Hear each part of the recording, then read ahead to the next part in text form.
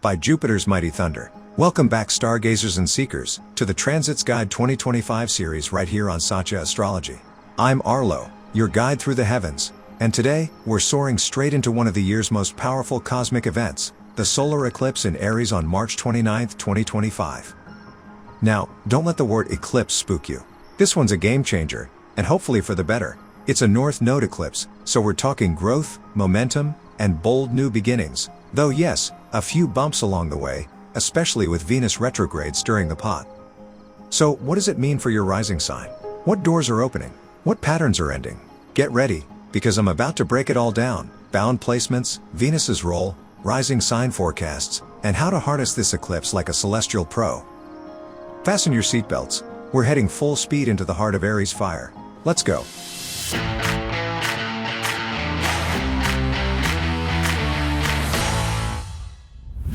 To keep things lively today, I've invited Ella to join me on this episode. Glad you could make it. Thanks, Arlo. I'm genuinely looking forward to this. Coming from a modern astrology background, it's been eye-opening to learn how traditional astrology approaches things, especially eclipses. I'm curious to see how you break it down. I appreciate your curiosity, Ella. It keeps me on my toes. All right then, let's dive in. In a solar eclipse, the moon steps in front of the sun, blocking its light and briefly dimming its brilliance. And in traditional astrology, light is everything. Visibility equals power. So when the sun, the royal source of light, is eclipsed, its authority is momentarily shaken. But doesn't that also mean we can see other celestial bodies more clearly? Like, isn't that a good thing? Ah, the classic Libra silver lining. You're not wrong, Ella. Eclipses are wild cards. They disrupt the usual flow of things, and in that disruption, hidden dynamics can emerge. That's why I always begin by asking one key question: is it a North Node or South Node eclipse? And what's the difference? The North Node is associated with increase, growth, acceleration. The South Node? Decrease, release, and loss. So when a solar eclipse aligns with the North Node, as it does this time, it typically brings themes of increase. Interesting. So, would this eclipse be more impactful than the lunar eclipse we had on March 14th? Generally, yes. Solar eclipses tend to have a stronger outward effect, especially when they fall on sensitive parts of your chart. But don't forget, the totality also matters. This eclipse is only partial, so not as dramatic as a total eclipse. Got it. So North Node equals increase. But what's being increased? Is it energy? Attention? Trouble? Now we're asking the right question. To understand that, it's time to look at where this eclipse actually falls, and more importantly, whose hands it's in. Which I assume is our cue to talk about bound placements. Exactly, and in this case, it's Venus calling the shots. Now let's get to the heart of this eclipse, the bound it falls in. This solar eclipse in Aries is happening in the bound of none other than Venus. Wait, Venus in Aries? Isn't she in detriment there? That's a pretty awkward pairing. What does Venus even do in Aries? Excellent question. You know I love my keyword approach. It's fast, simple, and brutally effective. All right, let me give it a try. Venus means love, beauty, harmony, pleasure. Correct. Now Aries? Boldness, action, fire. And ruled by Mars, so war, combat, raw energy. Exactly. Now fuse them. Venus in Aries becomes love that leaps before it looks, beauty that blazes, desire that charges ahead without hesitation.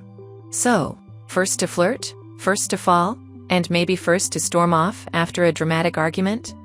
By the blazing constellations. That's it. But let's not forget, Venus is in detriment here. So all that Venusian charm? It's skewed, out of place. Skewed how? Think lust instead of love, greed instead of generosity, romance that burns too hot, too fast, then collapses. Venus in Aries can manifest as bloodlust, sadism, or even a hunger for domination, in love or in war. It's also been linked to health issues, like thyroid imbalances, blood-related conditions, even certain addictions or compulsions. That's dark. Are you pulling this from the usual traditional sources? Not exactly. These interpretations are backed by the research of Dr. H, one of the few modern researchers who actually tests traditional placements against real data. His delineations are sharp, clinical, and incredibly revealing. I've heard you mention him before. So basically, this eclipse could magnify all of that? Exactly. But how it shows up depends on your chart. Let's say Venus rules your 9th house and you've got planets in Aries. This eclipse could trigger travel, studies, or even a chance encounter abroad. So it's not all doom and drama. The Venus in Aries flavor is spicy, sure, but it depends on what kitchen you're cooking in.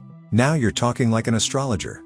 Next, we take a closer look at where Venus herself is, because how she's positioned tells us exactly how these fiery themes might unfold. Now, let's take a look at the bound ruler of this eclipse, Venus in Pisces. Normally, that's a glorious placement. Venus is exalted in Pisces, romantic, artistic, dreamy. But there's a twist, she's retrograde. Retrograde? Doesn't that throw a wrench in the exaltation? How exactly does that affect Venus? By Saturn's stern gaze, it certainly does. Retrograde planets often behave as if they were in the opposite sign. That's one of the sharper insights I picked up from Dr. H's research. So in this case, Venus in Pisces retrograde acts a bit like Venus in Virgo. Venus in Virgo is definitely more reserved, analytical, not exactly floating on clouds. Exactly. It's like exalted Venus takes off her silk robe and puts on a lab coat, except this time, she's misplacing her notes. Venus retrograde in Pisces, especially in the bound of Saturn, is a struggle. There's beauty and devotion, but there's also repetition, second-guessing, and setbacks. And she's contacting Saturn too, right? That can't be easy. Twice. First while retrograde around early April, and then again after she turns direct around April 21st. It's the astrological equivalent of running the same gauntlet twice, each pass bringing new understanding. Or new bruises. Romance, creativity, finances, whatever Venus rules, it's all under cosmic stress testing. Exactly. This is the kind of astrology that builds resilience. Relationships may hit snags. Artists may wrestle with their muse. But with enough patience and introspection, something lasting can come out of it. And since Venus is ruling the eclipse bound, all those fiery Venus and Aries themes are influenced by this foggy, retrograde Pisces version of Venus? Bullseye, Ella. You've got the fire of Aries trying to push forward, but it's powered by a Venus that's swimming against the current. That's why the outcome depends so much on the houses and planets this eclipse activates in your chart. Give me an example. How might that look in practice? Let's say the 5th house is involved. You might be chasing love, but clarity only comes after you retrace your steps and learn from a false start. Got it. Complicated, but navigable, with awareness and effort. And that's the essence of this eclipse. It's a North Node eclipse. Yes, it brings increase. But increase comes through effort, experimentation, and delayed rewards. Speaking of effort, what about Mars and Jupiter in this chart? What roles are they playing? Ah, our fiery players. The sign ruler of the eclipse is Mars, and he's still crawling through Cancer, his sign of fall. That means we're dealing with emotional reactivity, passive-aggressive conflicts, and the kind of battles where nobody wants to throw the first punch, but everyone's still fuming. Sounds like emotional landmines, and he's in Jupiter's bound, right?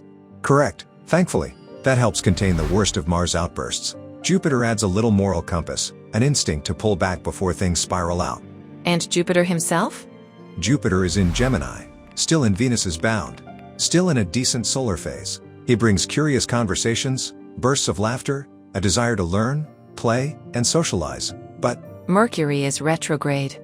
Yes, and as ruler of Gemini, Mercury's condition complicates Jupiter's promise. Expect plans to shift. Ideas might need refinement. What excites you today could look very different in 2 weeks. Plus, Mercury is retrograding into Pisces, yes?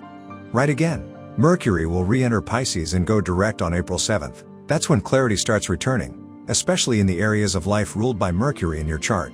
Until then, we navigate fog with instinct and reflection. Thanks, Arlo. That's a pretty nuanced take.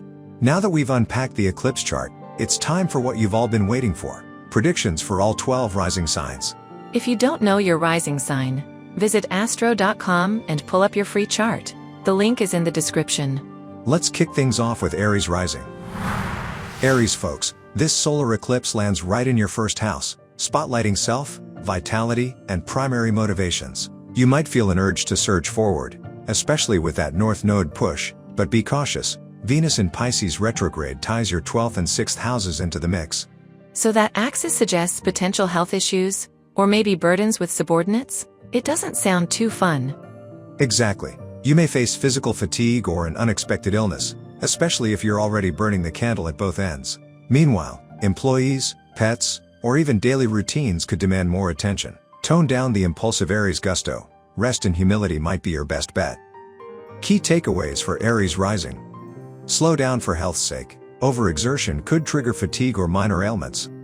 Manage subordinates and employees with care. Communication and patience help avoid workplace tension. Don't push every desire. A calmer approach prevents burnout and fosters better outcomes. Now for Taurus Rising. The eclipse sits in the 12th house, hardly the friendliest place in traditional astrology, correct? Indeed, dear Ella. The 12th house links to loss, confinement, and secrets. Not exactly a joyous wave of positivity, even if it's a North Node event. Then there's Venus in Pisces retrograde hanging out in the 11th house, also drawing in the opposite 5th house themes. Yes, scuffles or misunderstandings with friends or group circles, possible drama with children or romantic entanglements. For Taurians, these are tensions that might bubble up from under the surface. Use this time to reflect on who truly supports you. Key takeaways for Taurus Rising. Expect friend group turbulence. Evaluate which relationships lift you and which drain you. Prepare for hidden challenges. 12th house themes may intensify, prompting self-reflection. Watch romantic and creative ventures. Delays or confusion could arise in love or artistic pursuits. Patience and perspective are vital. Alright, Gemini Rising, you're up. This eclipse lights up your 11th house, that's friends, alliances, groups and organizations. And with the North Node involved, we're talking growth, momentum, and new doors opening in those areas. That sounds promising. But Venus is retrograde in Pisces, in the 10th house of career and reputation. Doesn't that complicate things? Ah, yes, Venus retrograde in your 10th house brings both promise and pause. You might feel inspired to refine your creative vision or your public image, but it's not a straight path. Expect slowdowns, revisions, or even some confusion in professional relationships. Think, a beautiful melody, but one that needs retuning. So expand your circle, but don't rush career moves, especially if art or image is involved. Exactly, and give yourself permission to refine before you shine. Key takeaways for Gemini Rising. Network growth. This is a powerful time to forge new friendships or professional alliances, but don't expect instant harmony. Career clarity under revision. With Venus retrograde, reputation matters may be under review. Be patient with creative pursuits or artistic expression. Refinement, not rush. Use this time to revisit long-term goals with care and strategy. For Cancer Risings, the eclipse targets your 10th house, career, status, and reputation. That's potentially exciting, right? Ah, dear Cancer Risings, a North Node eclipse here signals ambition on overdrive. A push to climb the professional ladder or reinvent your public image. Yet remember, our friend Venus retrograde is in Pisces in the 9th house. 9th house, meaning travel, higher education, or philosophical pursuits. So maybe a chance to learn new skills for the career push? You've got it, but watch out. Venus retrograde can complicate those academic or travel plans. Delays or second thoughts might surface, and if the eclipse triggers your chart strongly, you might find yourself plunging into a deeper search for meaning or skill mastery to elevate your professional game. Key takeaways for Cancer Rising. Aim high in career. This eclipse spurs fresh ambitions, just be ready to adapt. Expect travel or education snags. 9th house lessons can be indirect. Patience helps you glean real insight. Holistic growth. Combining professional drive with deeper knowledge or certification can bring lasting success. Dear Leo Risings, the solar eclipse lands in your 9th house, spotlighting travel, higher learning, and spiritual pursuits. Typically, this suggests an urge to explore new horizons, maybe a foreign trip or an academic milestone. But we mustn't forget Venus retrograde in Pisces bunkered down in your 8th house. 8th house? That's usually about debts, losses, or psychological challenges, right? Could finances or emotional burdens hinder those 9th house dreams? Bingo, Ella. There might be hidden costs or debts tied to your travel or educational plans. Could be that you're paying off a loan for that big trip. Alternatively, emotional baggage, like trust issues, could bubble up if you embark on spiritual endeavors. Key takeaways for Leo Rising. 9th house exploration, a perfect time for planning travel or deepening higher studies. Just factor in possible financial obstacles. Venus retrograde in 8th, watch out for shared finances or emotional entanglements. Unexpected fees or intensities may appear. Practical advice, maintain a clear budget and an open mind, especially if you're craving an overseas adventure or wanting to enroll in a spiritual workshop. For Virgo Risings, the eclipse is activating your 8th house, death, debt, and other people's resources. Could that mean money gains from investments or inheritances? Yes, but with caution. While the 8th house can indicate an influx of funds, it can also highlight debt management or sudden expenses. Meanwhile, Venus retrograde in Pisces sits in your 7th house of relationships, suggesting tension or misunderstandings with partners. So, money might flow in, but personal relationships could feel the strain, especially if you're juggling financial decisions that impact a spouse or business partner. Exactly. Overly focusing on finances might overshadow your relationship needs, causing friction. Key takeaways for Virgo Rising. 8th house focus. Possible gains via investments or shared assets, just monitor debt carefully. Relationship challenges. Venus retrograde in the 7th suggests navigating communication pitfalls with loved ones. Practical advice. Strive for balance between money management and honoring your partner's emotional needs. Avoid letting finances overshadow connection. Libra Risings. Let's talk about your 7th house, where the eclipse lights up relationships and partnerships galore. With the North Node involved, you can expect an uptick in partnership energy. New connections, potential alliances, or a deepening bond with someone special. Sounds promising, but the eclipse-bound ruler, Venus, is in Pisces and retrograde, stashed away in their 6th house, correct? Precisely, Ella. The 6th house deals with health, daily work, or subordinates. This might indicate that your pursuit of love or partnership could be physically draining, maybe stress leading to foot problems or general fatigue. Alternatively, you may have to handle practical issues, like workplace stress or a health concern, before enjoying your new or blossoming relationship. Key takeaways for Libra Rising. Relationship expansion. Expect an influx of partnership possibilities, romantic or professional, but be mindful of overcommitting. Health or work hurdles. Venus retrograde in the 6th might stir up stress or minor ailments. Practical advice. Pace yourself. Don't let the excitement of new relationships erode your well-being. For Scorpio risings, the eclipse hits the 6th house of illness, daily routines, employees, and pets, another tricky domain. Should they brace themselves for health issues or day-to-day disruptions? That's the prudent approach, Ella. A North Node eclipse in the 6th can amplify routine tasks or health concerns. Meanwhile, the bound ruler is Venus in Pisces retrograde in the 5th house, plus Saturn's involvement. So children, creativity, or romance might be entangled in that story too. Maybe a child's health issue or stress from a passion project? Tensions run high, creating a general sense of fatigue. Exactly. The challenge is to keep yourself balanced, though with a 6th house eclipse, you may have to work extra hard on diet, exercise, or even dealing with employees. Key takeaways for Scorpio Rising. 6th house focus. Prioritize your health. Small concerns could escalate if ignored. 5th house strains. Children, creative projects, or romance may feel complicated due to Venus retrograde. Practical advice. Stick to consistent routines, watch your stress levels, and remain flexible if kids or personal passions require extra care.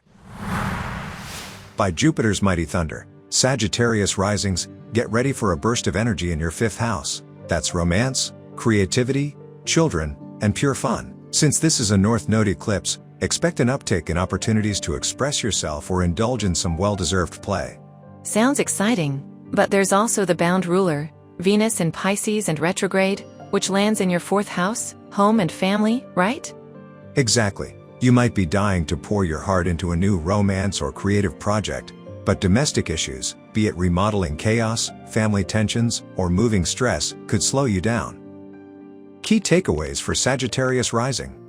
5th house fun. Embrace new avenues for romance, creativity, or quality time with children. 4th house challenges. With Venus retrograde, expect delays or miscommunications at home. Family could demand extra patience. Practical advice. Try balancing your playful pursuits with household responsibilities. Plan a family-friendly creative project, or ensure the home environment is stable before diving into new passions. For Capricorn risings, the eclipse in Aries spotlights the 4th house, home, land, and family. This suggests a surge of focus on domestic changes, maybe buying property or renovating. Sounds like a prime time to establish new roots. Indeed, Ella. Yet the bound ruler, Venus in Pisces retrograde, is in their 3rd house. Think neighborhood, siblings, short-term travel, and communication. So while you're looking at beautifying the home or acquiring property, everyday errands or sibling disputes might gum up the works. Or maybe a neighbor conflict arises just when you're excitedly painting the living room. Exactly. And if Mercury is retrograde as well, you could find yourself going back and forth on paint colors or dealing with unexpected local zoning issues. Key takeaways for Capricorn Rising. 4th house emphasis: big moves at home, remodeling, buying, or investing in property. 3rd house hiccups: sibling quarrels or neighborhood challenges might arise. Keep lines of communication open. Practical advice: align with family or local community before making big decisions. Preempt surprises by double-checking details. For Aquarius Risings, this fiery eclipse lands in your 3rd house: siblings, short trips, local community, daily communications. A North Node event here can supercharge your social interactions, maybe spur you to reconnect with relatives or get active in your neighborhood. Yet that same bound ruler, Venus in Pisces and retrograde, lurks in your 2nd house of finances. So it's a push-pull between wanting to network, chat, and move around, but minding money issues along the way.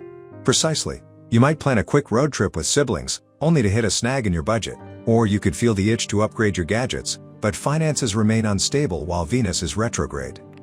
Key takeaways for Aquarius Rising. 3rd house expansion: seize new local connections, join a community group or take a short course. 2nd house caution: keep tabs on spending. Unexpected costs might pop up, so budget with extra care. Practical advice: combine your new local interests with mindful financial planning, maybe a free local event instead of an expensive trip. For Pisces Risings, the eclipse lights up your 2nd house of money, assets, and resources. That might mean a financial boost or new revenue stream, especially with the North Node signature of growth. By the blazing constellations, indeed. But let's not forget Venus in Pisces retrograde sits in your 1st house, and Saturn's also in the mix. So personal challenges, whether health or identity issues, could overshadow these monetary gains. So they might get more money, but they're grappling with personal stress or a drained vitality?